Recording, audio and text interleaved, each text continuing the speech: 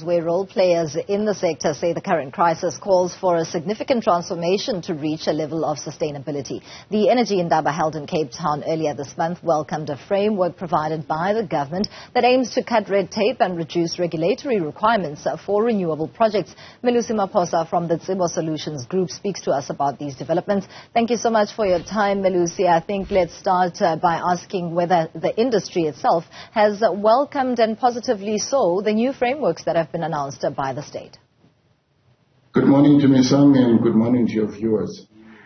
There's a lot of exciting stuff that's in that package. I think, listening to the conversation you've just been having, the challenges that we face in terms of energy will be with us for quite a while.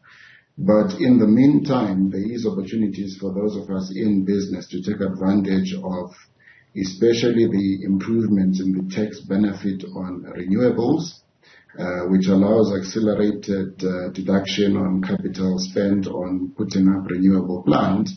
It gives an opportunity to business to actually create mitigating solutions while the macro issues around energy and ESCOM are attended to.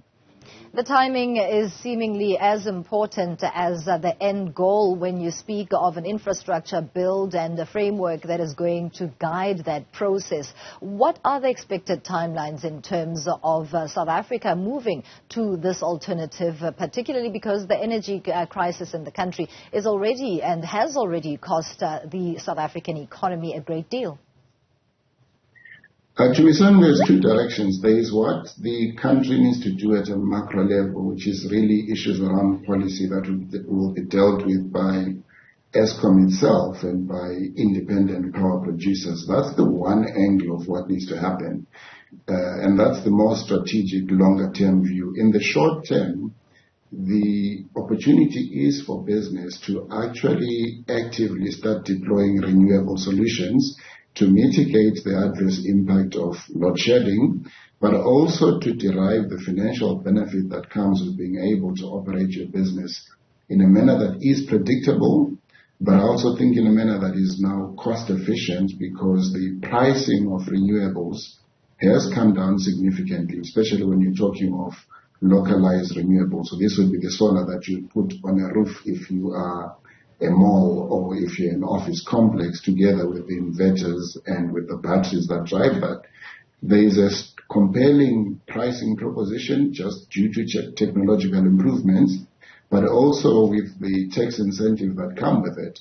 It gives us an opportunity to actually accelerate taking some of that burden away from ESCOM by being able to self-generate in a localized manner across the country, because we are blessed with incredible, conditions for sunshine, which works very well for solar. So we could actually start deploying those solutions as business with anything from, 2 to 6 weeks. You could actually have a localized solar PV with inverter, with batteries deployed to support a particular business. And that's the opportunity.